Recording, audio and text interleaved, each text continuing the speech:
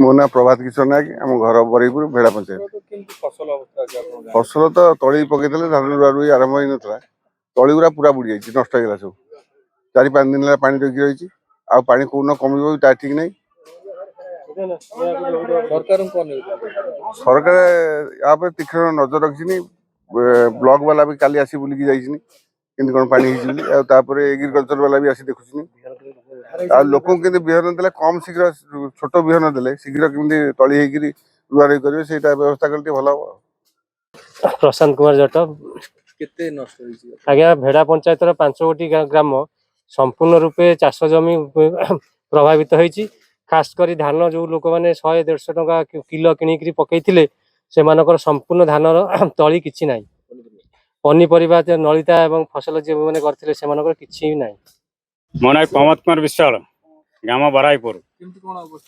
अवस्था मैंने कौन कह माने दुख कहले तो पूरा कांदी कांदी हस राति दिन में खाइबार ना दिन राति शोबार ना दिन खाइबार ना कि धान किलो आम जो किनी 150 टका 100 टका 90 टका किनीलु अब 5 एकर जमी प्रमोद कुमार विश्वाल नष्ट हो बराईपुर ग्राम पंचायत भेड़ा पंचायतर 4 खंडी गाँ हूँ पूरा नष्ट कौ कौ गाँ ना बराईपुर 1 नंबर गाँ द्वितीय रामकृष्णपुर तृतीय राम नापुआ चतुर्थ भेड़ा सालेपुर भेड़ारे रवि फसल पनीपरिया से नष्ट से जहाँ बेसी आम बेसी बाधुची चाषी मानू जो तली आम जो पकई जिते कष्ट करिका तली नष्ट होगा चाषी मले देश मल्ला से सरकार आप विचार कौन करा था तुरंत कले चाषी आम बचिकी सुखरे रही।